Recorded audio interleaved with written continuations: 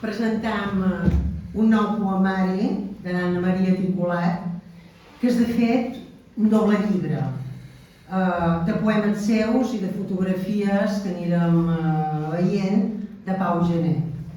O millor, jo diria que és un llibre ben unitari, perquè l'Anna Maria ha cercat i ha trobat la seva veu en les magnífiques fotografies d'en Pau, que ara es torna a fer present en aquest cercle artístic tan seu i tan nostre com ho és ell.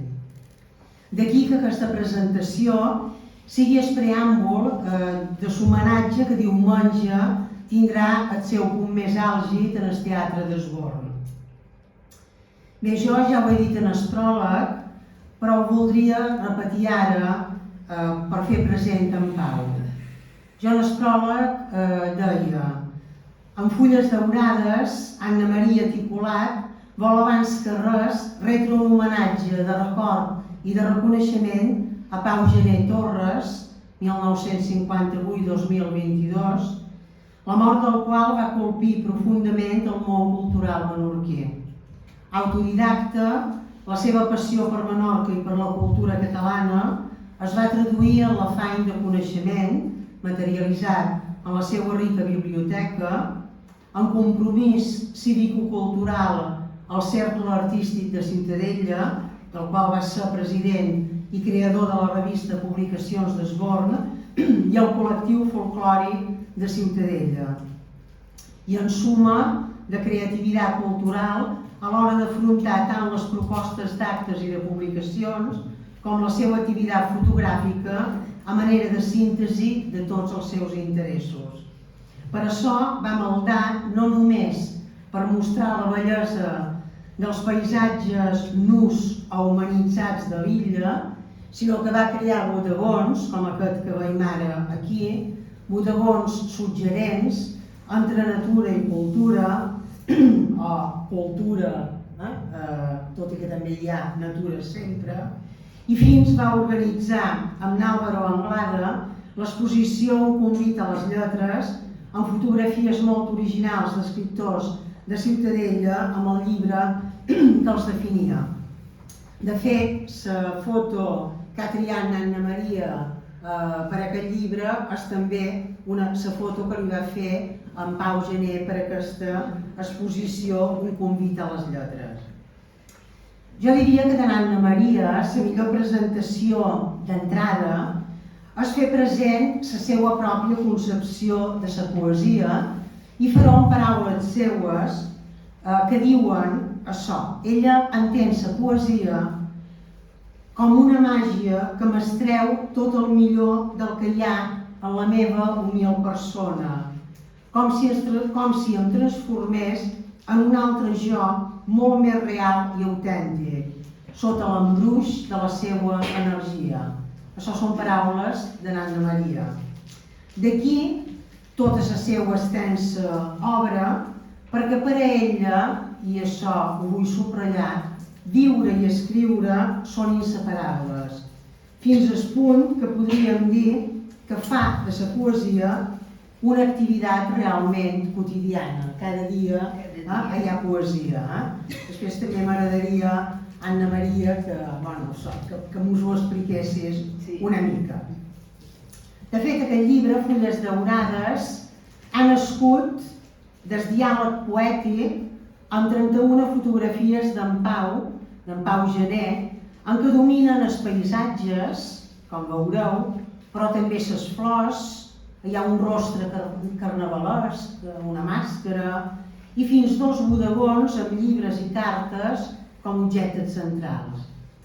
Crec que una de les coses que més s'ha de destacar és que en aquest llibre l'Anna Maria fa emergir d'una manera molt més clara que amb altres poemaris, fa emergir 2 veus. I fins i tot diria que amb aquestes 2 veus, 2 maneres de veure la vida depenent de la mirada, o més cap enfora o més cap endins. I aquesta mirada, de fet, ve donada també per allò que les fotografies propicien. D'aquí que ella opti tant per una tercera persona objectivadora com per una primera persona que és profundament personal, com veureu. Jo crec que és una de les coses a destacar d'aquest poemari. I ara m'agradaria això, fer com una espècie de presentació convit en els poemes que després podreu llegir i en els que, quan jo acabi, podreu escoltar de la veu de Nanna Maria. En el primer cas, en el de la mirada que dic jo cap enfora, domina el triomf de la bellesa de la natura, que és un dels temes claus de tota l'obra poètica de Nanna Maria. El trobam, aquest triomf, a poemes com Un volador a Trenc-d'Alba, vaig dient els títols i situant un poc, amb la descoberta sorpresa de la bellesa, perquè Sauva tanca, diu ella, els ulls foscos del misteri de la nit. Surt també el cimal de la muntanya, en què el jo poètic, de fet, si que us dedicam a la literatura distingim entre l'autora i el jo que surt en els seus poemes, que és també una creació, deia que surt també el cimal de la muntanya, en què el jo poètic, convertit en àguila o àliga, contempla des de l'altura, diu la poeta, un matí de somni com un miratge.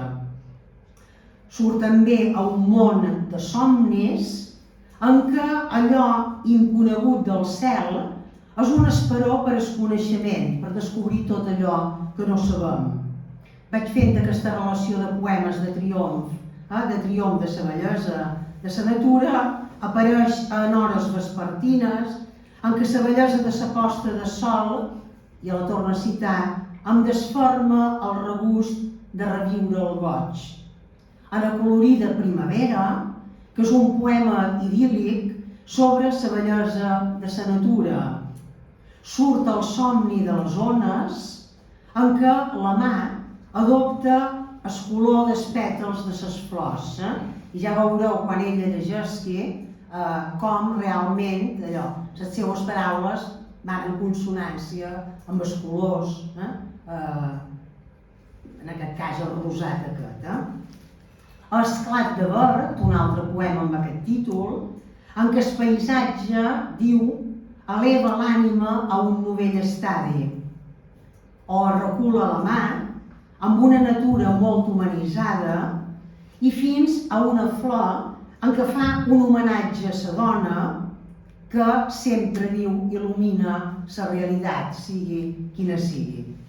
Aquests poemes pertanyen en els 12 primers. 12 primers formen com una unitat, hi ha com una unitat temàtica, en què, tanmateix, però, apareixen ja signes onírics, signes de somnis nocturns, que remoten en el món més inquietant per desconegut, de l'inconscient, com seria el cas de Missatge ocult d'aquest poema, escrit a partir d'una foto molt onírica d'en Pau Gené, amb una dona, em sembla que Nanna Maria em va dir que era una filla seva, Nanna, sí, una foto molt polida, que ella escriu a partir de la foto aquesta onírica feta amb la seva filla com a model d'en Pau Gené, amb aquesta dona, que es confon amb la mà més nocturna.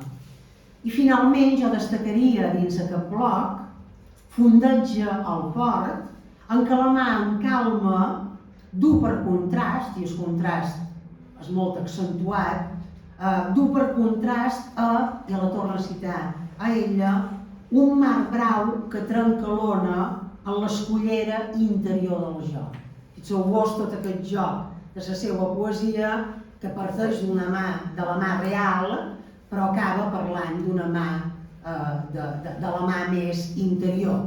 I ja sabeu que la mà de sempre és el símbol de la vida, i a més hi ha una cosa que com que la mà és profunda, per aquesta profunditat, la mà també és un dels grans símbols del món de l'inconscient, del món de tot allò profund que hi ha en cadascú de nosaltres. Per això, torna a llegir, ella pot dir, pot parlar d'un mar brau que trenca l'ona en l'escollera interior del joc i fa aquest joc ràpid de transició simbòlica.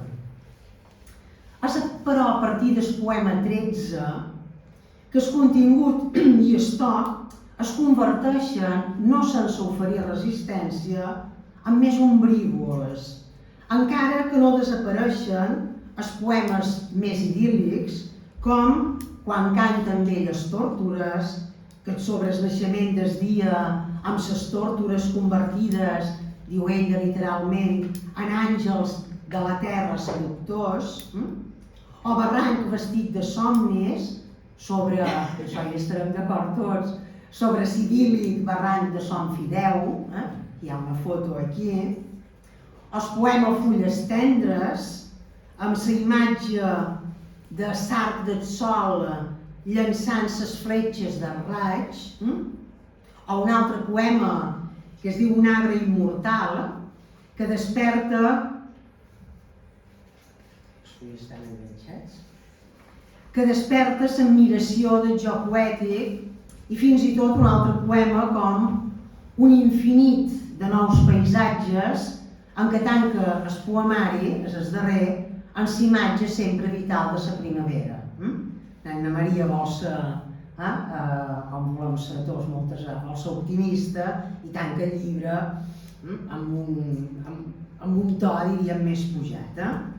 Però jo m'han interessat moltíssim aquests poemes, són més existencials, diríem, aquests poemes que abans he anomenat allò més ombrívols. Per tant, a partir del poema 13, dominen aquells en què el joc poètic s'enfronta a la tardor de la vida. Per exemple, en un poema en què el títol ho diu tot, Cauen les fulles, també amb un símbol molt clar, també de pas dels temps i també de tardor de la vida. S'enfronta també a l'enyorança de l'amor, amb un poema com Roses trobades, per tant unes roses que tenen moltes espines. S'enfronta a les adversitats, en un altre poema com Ones daurades, amb versos com, i la cit, el crepuscle estén el seu mantell en el ponent d'aquesta vida adversa. S'enfronta a la nostàlgia, amb poemes com Les gavines revolen al port, amb el predomini del color gris, ja no aquella natura primaveral i acolorida, sinó que ara domina el color gris de la tristesa i de la melancolia. S'enfronta també en el desencantament existencial, amb poemes com Les runes defalleixen i Folla caràtula, la caràtula aquella de Carnaval, que la veureu, amb versos tan colpidors que arriben tan dins, com, i a la cit, Folla caràtula d'ahir, jo sóc avui, en la façana del meu cos cansat. Folla caràtula d'ahir, jo sóc avui, en la façana del meu cos cansat. Versos, jo crec que colpidors i que arriben. S'enfronta també en els embats de la vida, amb poemes, amb títols que ho diuen tot, perquè els títols són, per exemple, Onades de vent, tot allò que bat, els vents, les dificultats, o Un dia emboirat, que torna a remetre en aquesta grisor, que també forma part de la vida. En aquests poemes s'enfronta tot això, però en el final dels poemes ell acostuma a voler-ne capgirar aquests sentits més foscos i en fa emergir aquesta espira de llum i de força. Cosa que ja sabeu que com que els finals sempre són allò més important i allò que queda, aquests finals de qualque manera disminueixen un poc aquest to més existencial. O li dona més sentit, perquè tots dos es reclamen. Hi ha finalment 3 poemes que jo crec que mereixen ser destacats perquè en ells l'ofici de viure, allò que Cesare Pavese va dir, l'ofici de viure, allò que feim tots cada dia, és inseparable en el cas seu de l'ofici d'escriure, que la defineix, perquè per ella no hi ha viure sense escriure. Primer, el poema La senda dels sentits, que funciona a manera de poètica vital en versos com aquests, és a dir, els poetes i les poetes, molts ho fan, també tenen necessitat de convertir la seva concepció de la poesia en poesia i per tant expressen el que és la seva poètica, la seva concepció de la poesia. Supos que tu després el llegiràs, però és igual. Però jo només vull llegir, i en aquest context, després encara s'entendrà més, crec que val la pena. Són 2 estrofes separades d'aquest poema que diu: una senda rodejada de glamour pot ser un somni real que em mana a viure en un temps dissenyat a sols per a mi, perquè recerqui la paraula viva. Un oracle vestit d'honor que m'esperona a crear nous idil·lis entre els mots que es formen amb el foc del sentiment. Jo el pròleg l'he volgut justament titular Nous idil·lis entre els mots, perquè de fet jo crec que la relació d'Anna Maria Ticolat amb la poesia és realment una relació d'un amor absolut. I per tant, amb aquest llibre jo diria que torna a renovar aquests idil·lis entre els mots, siguin més lluminosos o siguin més ombrívols. I sempre, fixeu-vos, amb aquest foc del sentiment.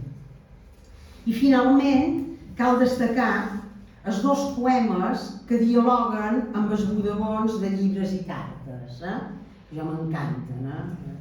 I a més, jo crec que Anna Maria, com en tots els poemes, però amb aquest, jo crec que amb aquests poemes això aconsegueix un punt àlgid important. Si en el poema Escriure poesia ella s'interroga sobre l'origen de la seva passió literària, tot sabent-se connectada amb el passat mític de la paraula, perquè ja sabem que és gràcies a la paraula que som humans, homo sapiens en tant com eloquens, l'únic que ens diferencia dels altres animals és que som parlants, que parlam. Però voldria destacar sobretot aquest, que va lligat en aquesta fotografia d'en Pau, que es titula Molt més enllà de la paraula. Perquè en aquest poema ella hi expressa la certesa que els pensaments, allò que pensam, només són i viuen gràcies, diu ella, a les paraules dites. Pensam a través de la llengua. Per això sempre s'ha dit allò que el pensament va lligat en el llenguatge, no hi ha pensaments en el llenguatge. Ella això ho expressa molt bé en aquest poema. Per tant, deia això, que expressa aquesta certesa que els pensaments viuen gràcies a aquestes paraules dites que enllaçades desborden fins i tot la paraula viva que ell anomena, que té unes ressonàncies molt clares del poeta Joan Maragall, aquesta paraula autèntica, profunda, per convertir-se, i això m'agrada molt, diu, en un acte de conversa cognitiu, de coneixement. És a dir, que amb les paraules acabam fent aquest diàleg que ens du en el coneixement. Coneixem a través d'allò que deim i pensem que realment la màxima expressió lingüística, diuen els poetes i els teòrics i aquesta gent, l'expressió més depurada del llenguatge, tots parlam, és l'expressió poètica. Per tant, em permetreu que ja per acabar, i abans de donar la paraula a Anna Maria, que ella donarà veu en els poemes que ha triat, que llegisqui i comenti aquest poema, el poema molt més enllà de la paraula. Que te'n correspon a això, Anna Maria, que et me toca. I després faré un molt breu comentari. Diu: quan desperto, la boca ja comença a moure els llavis per gesticular els pensaments amb les paraules dites on els sentits conviuen dins de mi. Aquests indòmits sentiments desperten idees que desformen el jo intern, amb un ventall d'emocions que suren per les venes amb càlida tendresa. Les síl·labes sonores surten plàcides de la gola i s'enllacen quasi màgiques per oferir un significat que va molt més enllà de la paraula viva.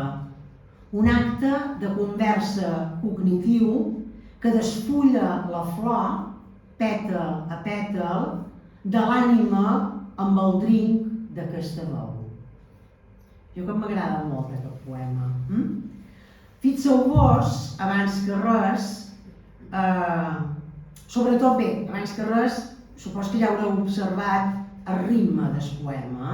Anna Maria és molt rigorosa, té més una paleta lèxica impressionant.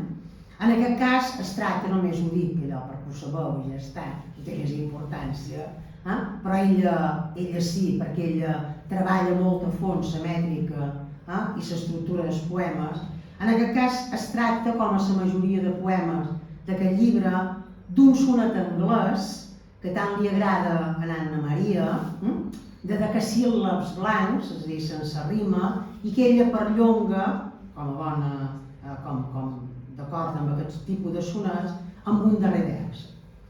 Vull destacar, vaig molt ràpida i ho faria al vol, vull destacar el primer quartet, que deia quan desperto la boca ja comença a moure els llavis per gesticular els pensaments amb les paraules dites on els sentits conviuen dins de mi.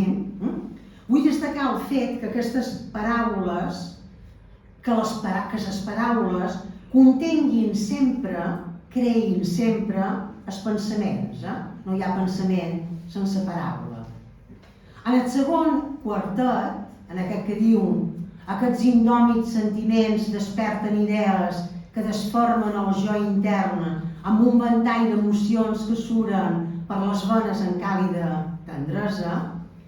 En aquest segon, que aquests pensaments, vull destacar que aquests pensaments van lligats també sempre a emocions, paraules, pensaments, emocions, amb tota la seva càrrega humanitzadora.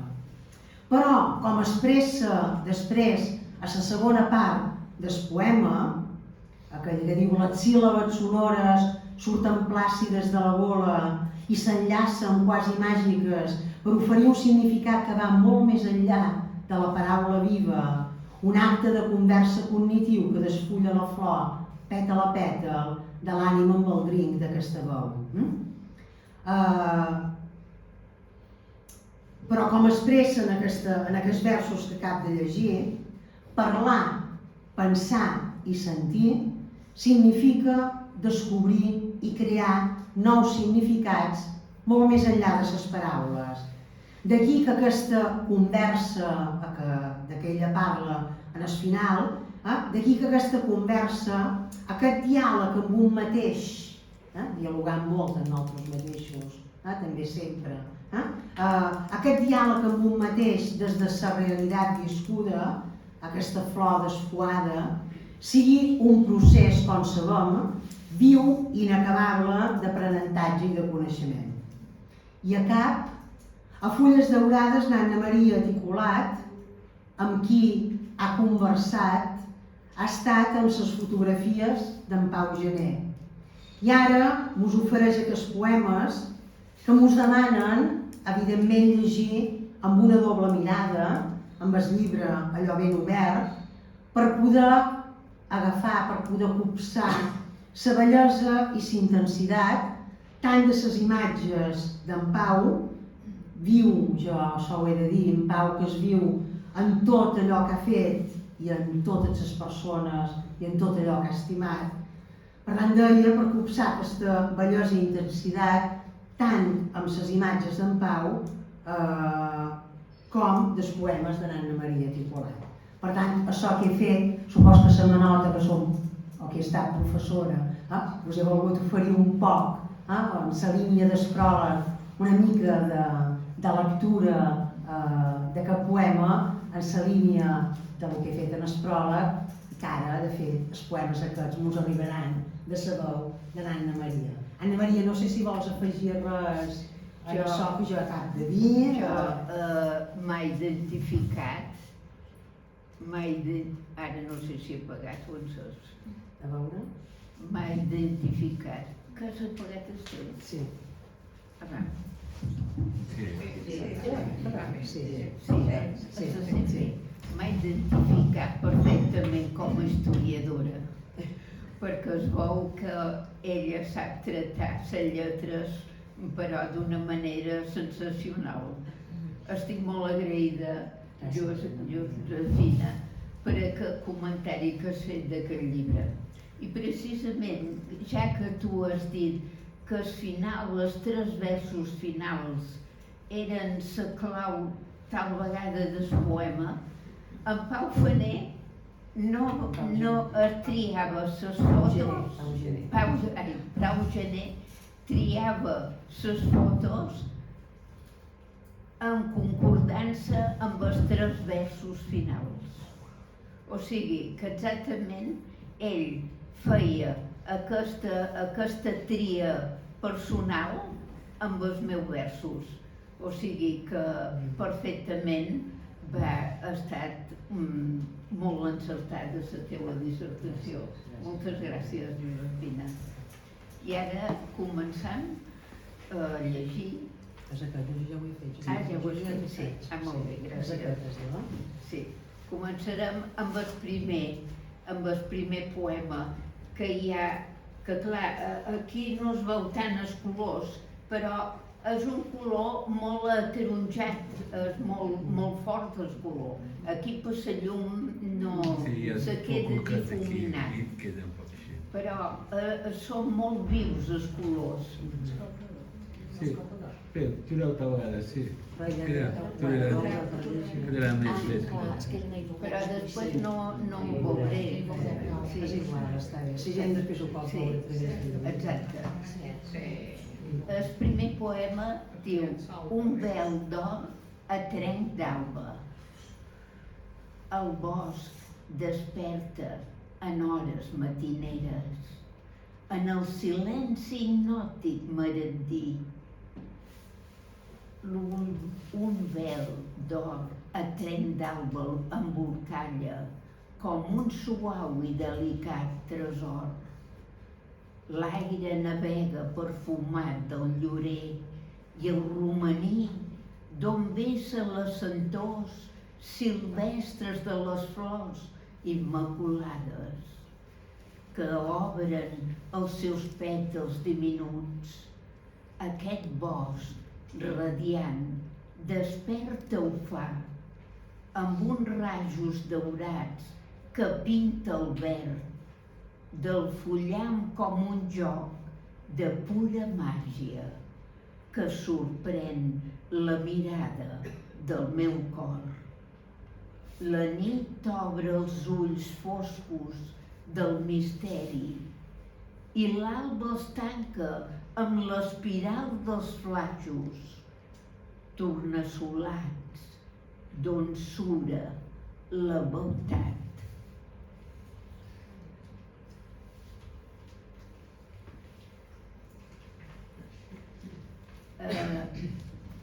Fundeix el port. Aquest poema he traslladat els meus sentiments a les formes naturals del port. O sigui, jo m'he convertit en port. Els meus sentiments s'han convertit en un port. Soc un port en aquest poema. I aquest port diu així: el meu vaixell del pensament fondeja el port íntim del cor que participa amb el deliri dels sentits més nobles que guardo al magatzem del somni.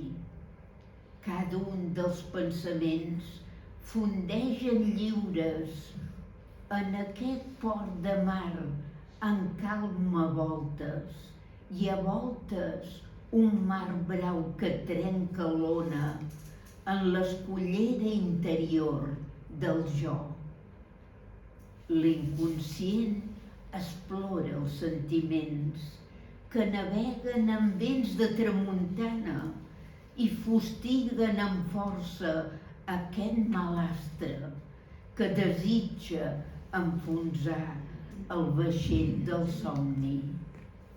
La imatge vella de quan fondeja el port i descarrega els pensaments nobles em fa tremir aquest cor on guardo els mots.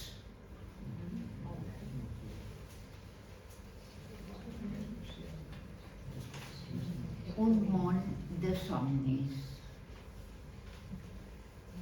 Des que el món ja fou món, la humanitat ha viscut en el seu espai de temps, amb la idea sublim de superar-se per conquerir l'inconegut del cel. Els ulls humans sempre han mirat amunt, fascinats pel misteri dels estels, que els ha sorprès la seva natural perfecció en el pla de l'univers. La lluna, el sol i les estrelles foren el primer llibre d'estudi per comprendre el clima en cada estació de l'any, per conrear en cada una l'aliment. El somni d'arribar molt més enllà, d'on la vista pot veure l'infinit, per volar com una àliga real.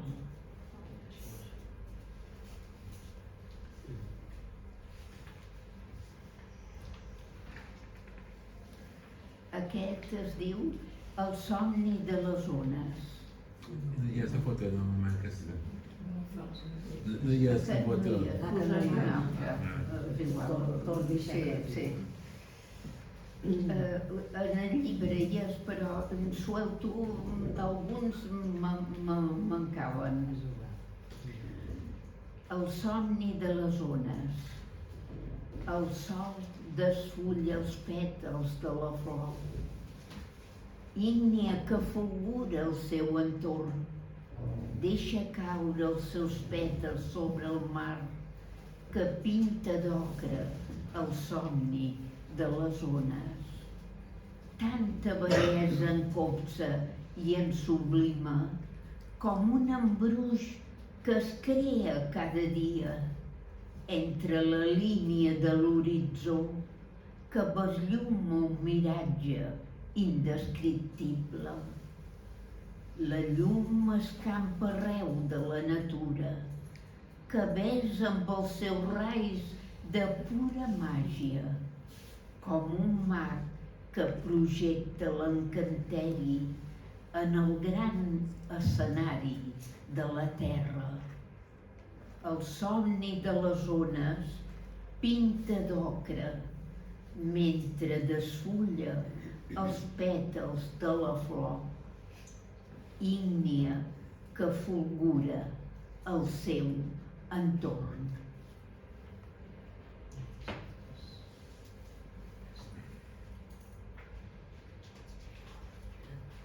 No sé si n'he passat o no m'he passat. Troc que m'he passat. Sí, aquest, ara sí. És una... Sí que hi és, però a vegada està per I dos, acolorida primavera. Les flors acolorides neixen verges en primavera, amb un desig d'obrir els seus pètals brillants de 1000 colors, com un miracle hipnòtic resplendent, amb la mirada encesa em mostren velles i ufanes que decoren els jardins, mentre perfumen l'aire amb les sentors que desprenen del calze delicades. Les flors es pinten d'un ventall flamant, de la paleta d'un arquiris màgic, en els llavis carnosos de la terra que repinten els camps de meravella. Un infinit d'espècies bellíssimes que fan d'aquesta estació un esclat de llum i de color que em besa el cor.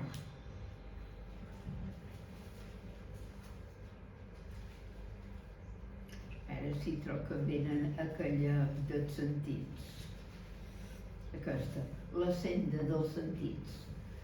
La senda dels sentits és un paisatge que també es transforma en el meu jo.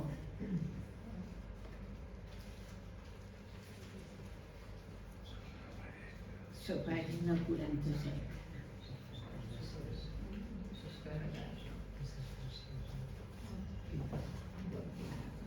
Com una font que raja constantment els sentits que flueixen del meu cor, com afluent que brolla amb elegància, que enlliura emocions al·lucinants, una senda rodejada de glamour.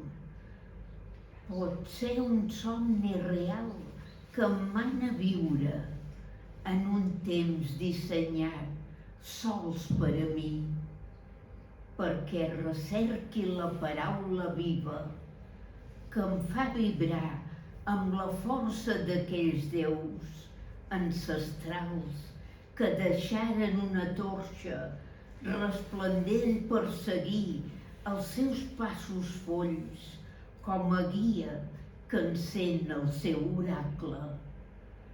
Un oracle vestit d'honor que m'esperona a crear nous idil·lis entre els mons que es formen amb el foc del sentiment. Roses trobades, com ha dit na Josefina, són records d'ahir, de l'amor passat, que ja no tornarà, però que viu sempre ben viu, com si fos ahir, com si fos avui, ben viu per jo. Els pensaments es fan roses trobades, que neixen d'un desig que el cor venera, dels íntims sentiments que serva imprès en la pell nua d'un amor fugaç. El temps guarda els secrets enamorats, com un sagrari on resten immortals, mentre els records els fan volar dins l'ànima, aquelles roses de rubí sense ales. Roses trobades eren pensaments que un jorn van ser aquell vell empruix romàntic en un temps quan els llavis es pintaven d'un foc del sensual misteri ocult. El jardí de l'amor cultiva roses d'un roig encès que esclaten les poncelles, que enclaven les espines de l'enyor. I per acabar, després us passarem totes les fotos perquè vegeu. Escriure poesia. Aquesta és una foto molt austera, no hi ha colors, és grisa. que és el pensament humà que barata i crea colors en les paraules. Però la ment en si és, ja dèiem, la matèria grisa del cos. Per tant, en Pau ho va definir molt bé amb aquests colors. La matèria grisa que defineix la vida que comença i van naixent en les paraules cada color fins a arribar tots els raigs iris de sensacions i de tons diversos de cada color, de verds n'hi ha infinits de colors de verd, de roses també, de blaus, de liles, de mescles de groc amb blau, de lila amb verd, de granate rosa, vermell i groc. Són colors que fa la vida, que mos pinten cada dia sensacions noves, sentiments i energia pura que desprenem en l'alegria, en la tristesa, en l'enyor, en l'amor, amb els cuidats infants per crear nova vida. Tota aquesta gamma de colors se transforma en la paraula que nosaltres anem vivint i mos anem comunicant cognitivament. Escriure poesia.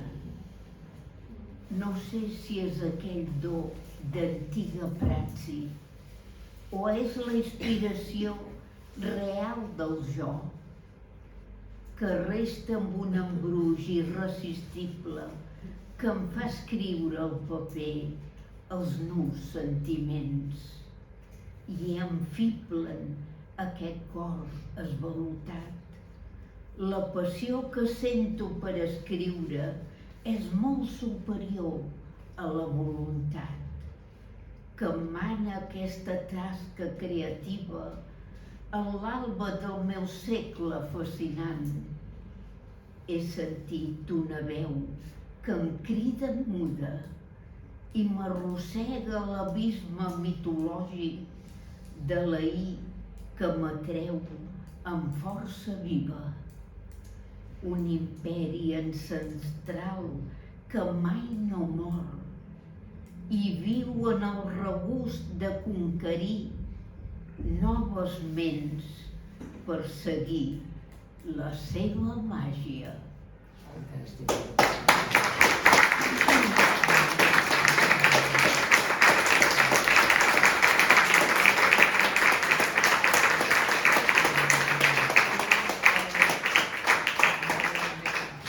Crear il·lusions en la paraula, crear vida a les paraules, trobo que jo vaig començar molt tard a la poesia. Me sembla que tenia 56 anys o alguna cosa així, i el meu pare, antes de ser traspassat, em llegia les poesies dels nostres clàssics, castellans naturalment, perquè abans com que no existissin els catalans. O sigui, era una època dura en aquell temps i resulta que me'n va despertar el joc poètic que tenia de dins el meu pare, sense voler, com que ell sapigués que jo tindria aquesta faceta de poder expressar-me en la paraula i dir les coses que jo no puc arreglar, no puc perquè són així i no els puc baratar, però sí que els puc dulcificar amb els sentiments meus, que els puc enaltir a un altre nivell, perquè el meu cor així ho demana, perquè jo no puc viure sense escriure. És la meva tasca de cada dia. Primer és escriure, després tot el que més. hi dedic moltes hores i estudic molt per veure, sentir noves idees, noves metàfores, noves maneres de dir les coses.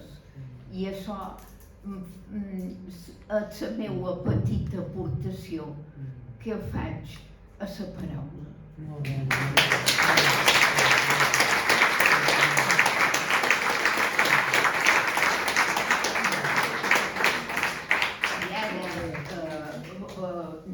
Josefina us passarà Sí, em les passarem més. fotos. Sí, vamos, sí.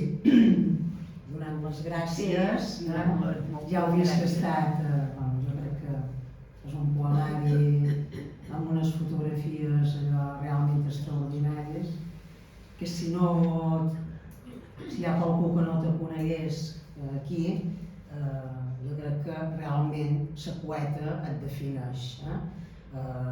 Et defineix del tot. Ho ha definit aquest darrer poema, escriure poesia, i les teves paraules, de fet, han estat també paraula viva que ha continuat tot això.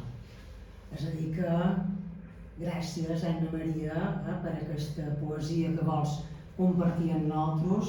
Ara, si voleu, de fet, això és una presentació dins el marc de Sant Jordi, del dia del llibre.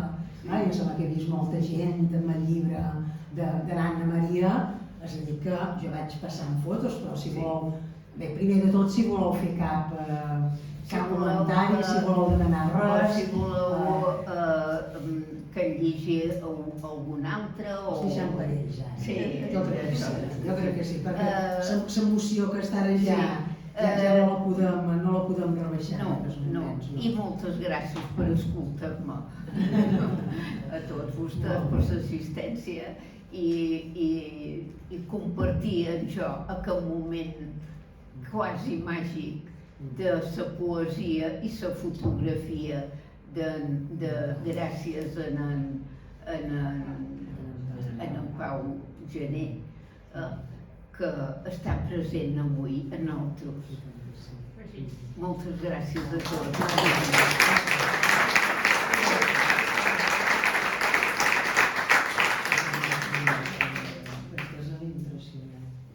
Bé, si voleu fer cap pregunta, si no, si us voleu atracar, si qualcú vol que l'Anna Maria li dediquis llibre, el que vosaltres vulgueu. Si no hi ha preguntes ja ens podem moure una mica. I això, moltes gràcies. A tu, Pena. Aquí aquesta també, aquesta